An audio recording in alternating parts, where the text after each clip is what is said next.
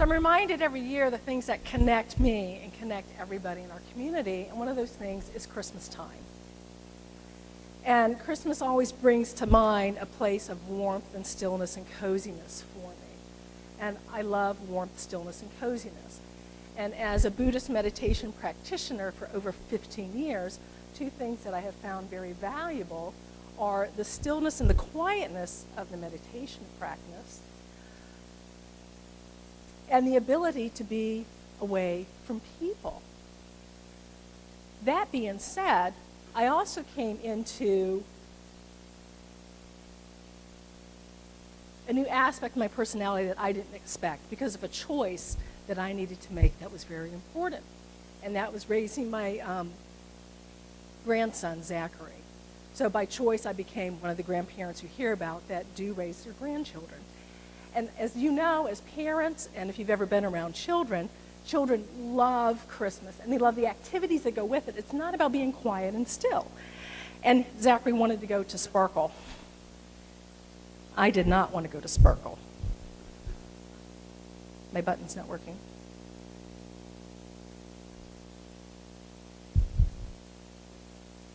Power's not on? Okay, yay. Okay. There's mobs of people that go to Sparkle. And if you've ever been, it's cold when you go to Sparkle. Sometimes it's snowing when you go to Sparkle. And as a result of that, you have to play this identification game. And that's what I think Sparkle is really all about. Is that if you can identify the people that are talking to you through the coats, the hats, the scarves, the gloves, the earmuffs, then you win the game. And so I delayed as much as possible because I didn't want to go play the game. But he wanted to go because he's a child. And so we went down to Sparkle.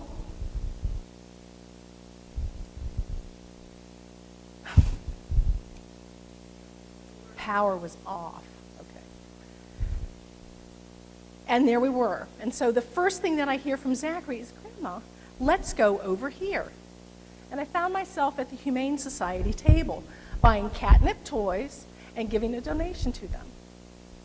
And I thought, well, okay. And at Christmas time, the other thing that I find valuable, besides staying home and warm, is saving my money because we have to prepare for Santa Claus. So I did not intend to go down to Sparkle to give any money or to support anybody. Yeah, my thoughts changed quickly. But right next to the Humane Society table was this place of fireplaces. And I thought, I like this place. I could stay here all night. It's warm and cozy. And he's busy looking around. And he says, Grandma, what about over there?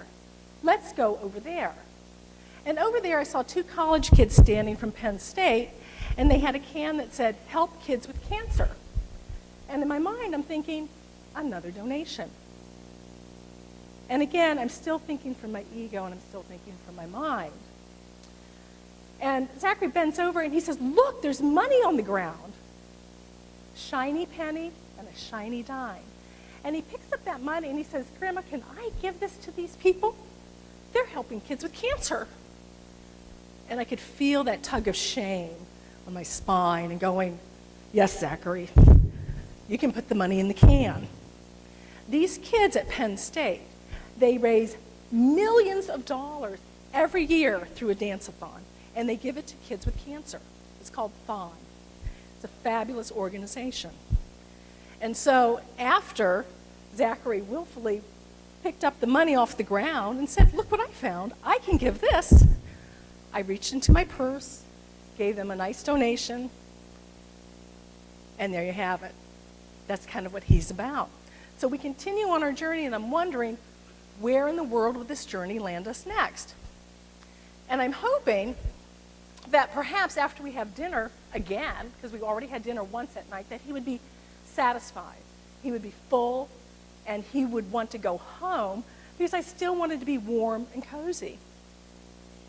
I didn't want to be down there with all the cold and all the hustle and bustle. The next thing I hear is he's not satisfied. He doesn't say, I want to go home. What he says instead is, look, there's a fishing booth. The Lions Club had set up a fishing booth. It's that large cardboard box. You throw the string over the box, and they put a prize on the end for a donation. So yeah, we had to donate more money. And it's like, but there's one thing in this world that this little boy loves, and that's to fish. So we had to do the fishing activity. And then I'm thinking, what in the world could be next? So we walk down the street, and then we come to a booth, Founders Pavilion. So Founders Pavilion had a booth set up with raffle baskets. All the raffle baskets in place. There was one for a cat, there was one for a dog, there was one for lotto tickets, there was a basket full of knitting supplies and craft making. And I thought, oh my God, that means I still have to buy more tickets. And Zachary's being positive and hopeful, and he's thinking, Grandma's won 3 raffle baskets this year. We could win a raffle basket. And I'm still thinking with my mind, like, I don't want to buy a raffle basket. I just want to go home, honey. And he's looking at the possibilities of winning a raffle basket. And I'm thinking, maybe I can outfox him. Maybe I can outwit him. After all, I'm much older than he is, and I have a lot of experience that perhaps if I could outfox him, we could go home. And I asked him, thinking, what raffle basket do you want to win? And he says, well, I want to win the basket for the cats. And I thought, well, you probably want to win that basket for our cat. Maybe you want to win the basket for our cat. And I'm thinking and thinking. If he does, then I could quickly talk him out of it, because Fluffy, his cat, she's well loved. She's beautiful. She plays with him. He trains her. She has a wonderful home.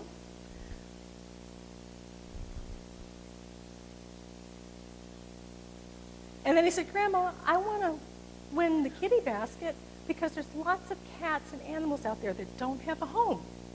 They aren't as lucky as Fluffy. And I thought, oh, the happy dance that I had in my mind of I win, I've outsmarted the 9-year-old boy, just shattered right before my eyes. And these flames of transformation of my ego took over, and they melted my thoughts right into the heart.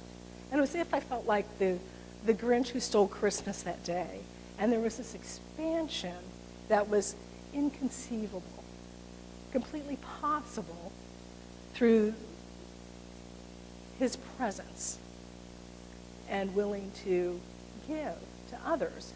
So in the matter of an hour and a half, we had given to the Humane Society, Kids with Cancer Fund, the Lions Club, and Founders Pavilion. So we've helped animals who didn't have a home. We helped kids who may be dying. We help the blind who can't see. And we help the old who are suffering. Every one of us is bound by these human chains of existence.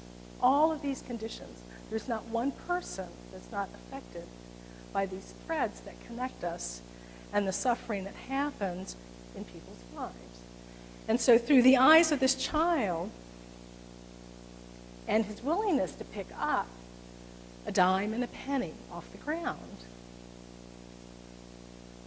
we were able to have a warm and cozy sparkle out on the streets in Corning where it was cold, where people were muffed, gloved, hats, and coats.